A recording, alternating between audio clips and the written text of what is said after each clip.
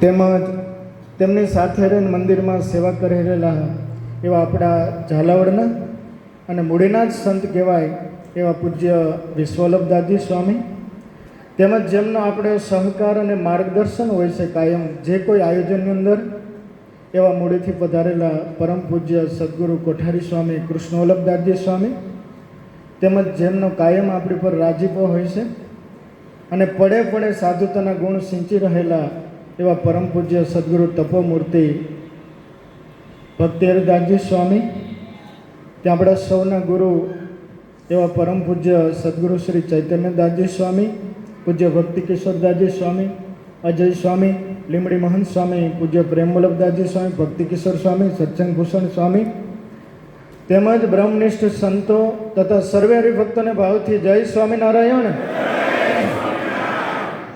વાલા ભક્તો, આ ધોળકાની ભૂમિ એટલે પવિત્ર ભૂમિ.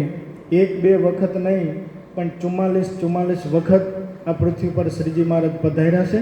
એવી મહાપ્રસાદીભૂત આ ભૂમિ છે વાલા ભક્તો. તીર્થની અંદર ધૂન કરવાથી અનંત ગણું ફળ મળે છે અને ધોળકાના હરિભક્તોએ સૌથી વધારે મહારાજને રાજી કરવા માટેના બહુ લાભ લીધા છે.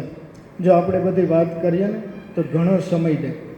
આને એક માજી હતા ને, એને મહારાજ માટે એક અંગરખું સીવડાવીને મહારાજને કે મહારાજ આ ફાટે નહીં ત્યાં સુધી તમારે પહેરવાનું. મહારાજ કે બહુ સારું. પહેરીને સભામાં બેઠા. પછી મહારાજે આળસ મળીને તે ઊભે ચિરાઈ ગયું. લો માજી, તમારો સંકલ્પ પૂરો થઈ ગયો, લઈ જાઓ પ્રસાદી. એવી વાલા ભક્તો ઘણા બધા. અને 62માં વિક્રમ સંવત 62માં સૌથી પહેલાં શ્રીજી મહારાજનો જન્મદિવસ હયાતીમાં વડતાલનું મંદિર પણ નહોતું અને જોબન પગીના ઘરે મહારાજને બેસાડી અને જો જન્મદિવસ ઉજવવાની શરૂઆત કોઈએ કરી હોય ને તો વાલા ભક્તો ધોળકાના હરિભક્તોએ કરી. આ બહુ જબરી વાત છે, કારણ કે જે પ્રણાલિકા ન હોય અને ઘણા બધા એવું કહીને ગમે ન ગમે છતાં પણ ધોળકાના હરિભક્તોએ મહારાજનો જન્મદિવસનો યજમાન પદ લઈ અને ખૂબ સેવા કરી છે. મહારાજે આ પ્રસાદીના કરી અને અહીંયા દેવ પધરાવ્યા છે. વાલા ભક્તો ઘણા બધા તો ગોપાળાનંદ સ્વામીના પણ અહીંયા પરચા ચમત્કાર એટલા બધા છે, કોઈ સીમા નહીં. કાલે જ ભરતભાઈ ડૉક્ટર બોટાદથી આવ્યા. મેં કીધું ધૂનમાં આવ્યા તો કે ના, તો આ હરિભગતને કેન્સર થયું હતું.